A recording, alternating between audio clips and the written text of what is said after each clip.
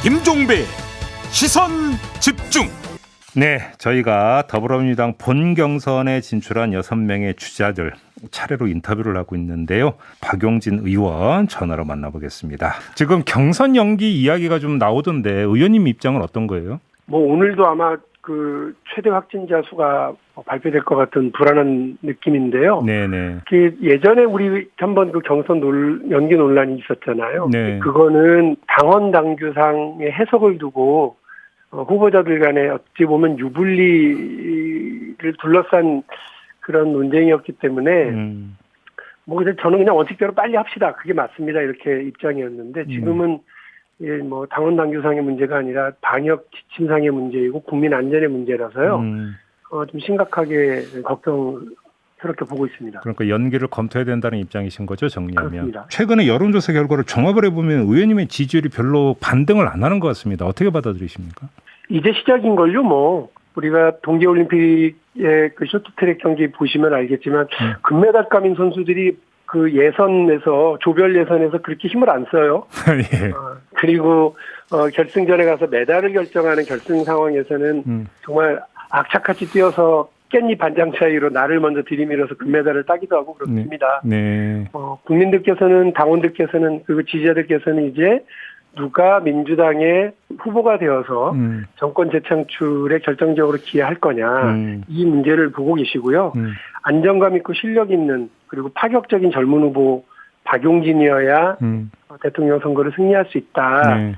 이렇게 보시게 될 거고 다들 아시겠습니다만 그 눈에 띄는 공약, 정책, 비전 이런 거를 좀 준비해서 차분하게 말씀드리고 있는 건 사실 박용진 하나다. 다른 분들은 다들 그 자신의 공약이나 정책도 좀 분명하지 못하게 말씀을 하시거나 아니면 그냥 구도와 계파 중심의 이런 시각으로만 이 경선 상황을 설명하고 계시는데요. 네. 대한민국의 미래는 그런 불안한 후보 그리고 그저 그런 후보와 그리고 정책 없는 후보들로는 어렵다. 좀 그렇게 생각합니다. 그저 그런 그 이낙연이라고 이제 말씀을 하셔서 최근에 어제 그제 그러니까 오늘 나오고 있는 여론조사 결과를 보면 이낙연 그 전 대표의 지지율이 좀 반등 추세인 걸로 나오고 있는데 이건 어떻게 평가하세요?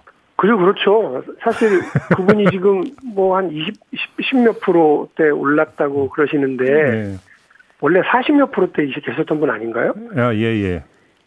국민들께서 이미 총리를 하던 시절에 어떤 정책을 썼고 어떤 말씀을 했고 당대표를 할 때 어떤 결정을 했는지를 다 보셨어요. 제가 그래서 지난번 토론회 때 뭐라고 말씀드렸느냐면 부동산 정책 실패했다고 그러셨잖냐. 근데 그 전쟁에 김현미 장관보다 더 높은 결정 단위에 있었던 분인데 총리로서 이 부동산 전쟁에서 패배한 장수 아니시냐. 그런데 또 부동산 정책에 대해서 내가 할 수 있다고 그러면서 똑같은 정책을 가지고 나오면 국민들이 그저 그런 정책이다, 그저 그런 후보다 이렇게 보지 않겠냐 그 말씀을 드렸고요. 네.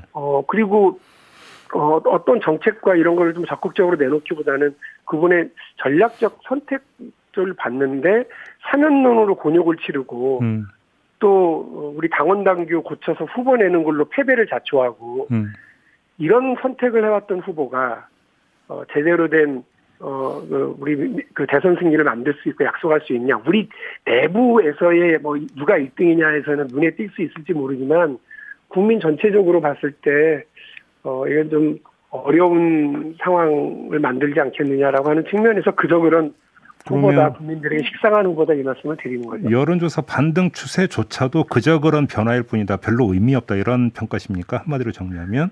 이게 본인이 잘해서인지 아니면 이재명 후보의 불안함이 증폭돼서 나타나는 현상인지 그러면 이재명 후보가 불안하면 이낙연 후보가 조금 반등하면 그 이낙연 후보가 대선 승리의 카드가 되는 건지 이게 중요한 거 아니겠습니까? 누가 파격적이고 누가 필승 카드인지가 중요하지 우리끼리 내부에서의 그 도토리 키재기 시소 게임으로 바라보는 건 저는 별로다 이렇게 생각을 해요. 지금 윤석열 전 검찰총장의 지지율이 좀 빠지는 추세가 좀 나타나고 있는데 그 지지대에서 지금 이탈하고 있는 층을 좀 보니까 이 중도 무당층에서 좀 예민하게 반응한다라는 경향이 나타나고 있는데요. 이 추세가 강화된다면 그건 민주당 후보 입장에서는 좋은 거 아닙니까? 네, 그렇고요. 근데 저는 뭐 제가 예전에 왜 윤석열 전 총장이 후보로 나오면 1시간만 시간 주라. 이천을 다 드러내 보일게요. 이랬는데 제 지금 보니까 시간을 너무 많이 들였어요. 한 시간도 너무 많아요. 왜냐하면 이분 검증을 할 정책이 하나도 없잖아요. 그냥 그럴싸한 이벤트와 행보만 보이고 있는데 네. 대통령이 그럴싸한 이벤트와 행보만 하는 사람이 아니잖아요. 예. 국민들이 보는 눈이 얼마나 높고 날카로운데 그저 저렇게 눈가림용으로만 행보해서 그 민주당 흉보고 문재인 대통령 뭐 비판하는 걸로 자기 표가 될 거라고 생각하고 그 지지율이 유지된다? 천만의 말씀이고요. 오히려 정치적 중립이 요구되고 보장되는 그 검찰총장을 헌신탑처럼 버리고 나와서 정권과의 그 갈등 국면을 이용해서 정치적으로 악용했다고 하는 측면에서 저는 뭐 두고두고 이건 비판 대상이라고 생각을 하고 검찰을 아예 그냥 정치 중립의 그 장에서 정치 한복판으로 끌고 와버린 역사적 과오만 지적될 거라고 봅니다. 그럼 정책이 하나도 없어요. 그럼 1시간 아니고 그럼 30분이면 족합니까? 30분 정도면 될 것 같은데 그것도 그러니까 그 검증할 정책도 없는 게 지금 가장 우스운 상황인 거죠. 저분이 무슨 정책이 있습니까? 알겠습니다. 지금. 그 재난지원금과 관련해서 피해를 더 크게 입은 계층과 국민들을 대상으로 하는 게 맞다라는 말씀을 하셨잖아요. 네. 근데 어제 당론으로 전국민 재난지원금 지급을 당론으로 채택했던데 어떻게 받아들이십니까, 그러면?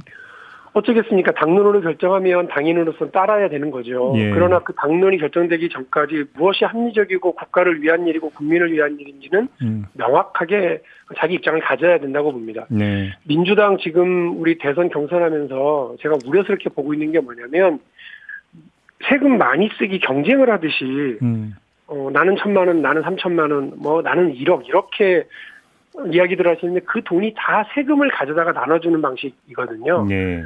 우리 국민들처럼 열심히 일하고 그 노력하는 분들 없습니다. 그래서 저는 국민 스스로 노동하고 노력하는 것으로 목돈도 마련하고 노후자산도 마련할 수 있는 사다리를 마련해 드리려고 하는 거고 그 제도적 마련을 통해서 국민 스스로 부자가 되고 나라가 더 부강하게 되는 과정이 필요하다고 생각을 하거든요. 근데 민주당은 지금 보면 2010년도 오세훈 시장을 상대로 해서 이겼던 무상급식 그 전투에 그 짜릿한 승리를 아직도 잊지 못하고요. 계속해서 그 어떻게 하면 세금을 효율적으로 나눠줄 거냐에 대한 고민만 합니다. 근데 이렇게 가면 저성장 저출산의 기조 위에서 이런 세금 많이 쓰는 기조로 가면 저는 일본의 잃어버린 30년의 뒤를 따라갈 수밖에 없다고 생각해요. 그래요. 어떻게 하면 그 저출산을 극복하고 저성장 상황을 벗어날 수 있고 나라를 또 부자로 만들고 국민을 부자로 만들 건지에 대한 성장 전략을 분명히 해야 되는데 경제 대통령이라고 스스로 자임하는 분들은 있지만 이 성장 전략에 대한 고민을 가지고 계신 분이 없어요. 의원님 그 법인세 감세도 주장을 하셨고 지금 또 선별 지급을 주장을 하시면 요 국민의힘하고 너무 비슷해지는 거 아니냐라는 어떤 일각의 비판도 있던데 어떤 말씀 주시겠습니까? 법인세 감세와 소득세를 동시에 감세해서 이 경제 성장의 이 모멘텀을 만들어내자는 거고요. 네. 코로나 이후 상황을 반영해서 그것을 적극적으로 하자는 겁니다. 경제 정책으로 수단으로 쓸 수 있는 것 중에 하나니까 감세든 증세든 예를 들면 우파가 이걸 결정했다고 주장하는 거라고 그래서 쓰면 안 된다고 얘기하시는 분들이 있는데 이거 그야말로 낡은 진영 논리일 뿐이다. 알겠습니다. 오히려 이 동시 감세는 신자유주의에 맞서는 그 진보의 제3의 길에 의한 진보의 반격이라고 역사적인 연원이 있기 때문에 이 동시 감세를 그냥 부자 감세다, 뭐 기업에 대한 감세다 이렇게만 치부할 일이 아니라 그것이 가져오는 경제적 효과 이거를 가지고 논쟁을 해야지. 알겠습니다. 효과를 둘러싼 논쟁은 하지 않고 이거는 저쪽 진영 거예요, 이건 우리 진영 거예요. 이건 너무 낡은 논법이죠. 그러면 이건 어떻게 받아들이세요? 의원님 인터뷰하기 전에 국민의힘의 윤희숙 의원하고 인터뷰를 했는데요. 이분은 미래 세대인 청년 세대에게 길을 열어주기 위해서는 공공부문도 개혁해야 되고 노동개혁도 해야 되고 교육개혁도 해야 된다. 뭐 이런 취지의 이제 말씀을 하셨어요. 어떻게 받아들입니까? 동의하십니까? 혹시 이런 방향에 대해서는? 아니 그럼요. 대한민국에서 노동개혁 과 교육개혁이야말로 국민들이 가장 바라고 원하는 바죠. 저는 뭐 기본적으로 노동개혁과 관련해서 기존의 호봉제 연봉, 그러니까 호봉제를 직무급제로 전환하는 거, 그리고 청년들에게 더 많은 기회가 갈 수 있도록 여러 고용 정책을 조정하는 거 필요하다고 보고요. 네. 한 가지 더 말씀드리면 2012년에 우리가 복지국가, 우리가 경제 민주화의 담당자라고 생각을 했는데요. 박근혜 후보가 그 당시에 중원으로 확 진출을 하면서 아버지의 꿈이 복지국가였다. 그리고 그리고 경제 민주화는 내가 적임자다 이러면서 김종인 당시 비대위원을 모셔가면서 그 자리를 선점했었습니다. 그 저희가 깜짝 놀랐었어요. 누가 중원을 차지하느냐, 누가 담대하게 전쟁에서 승리할 수 있는 고지를 점령하느냐가 되게 중요한데 지금 민주당 안에서 박용진의 동시감세 전략이라든지 노동개혁 전략이라든지 이런 걸 제출하면 왜 이렇게 저 사람 이렇게 변했어 이런 식으로 바라보시는데요. 아니 그럼 축구를 하면서 왼쪽 돌파만 하실 거예요? 중원 돌파도 하고 오른쪽 돌파도 하고 개인 전술도 쓰고 이렇게 해야죠. 여의도에 손흥민을 자처했던 박용진이 이 현란한 전술과 전략을 가지고 반드시 이번 대통령 선거를 승리하고 우리 국민들에게 부강한 나라 대한민국을 만들어 드리도록 하겠습니다.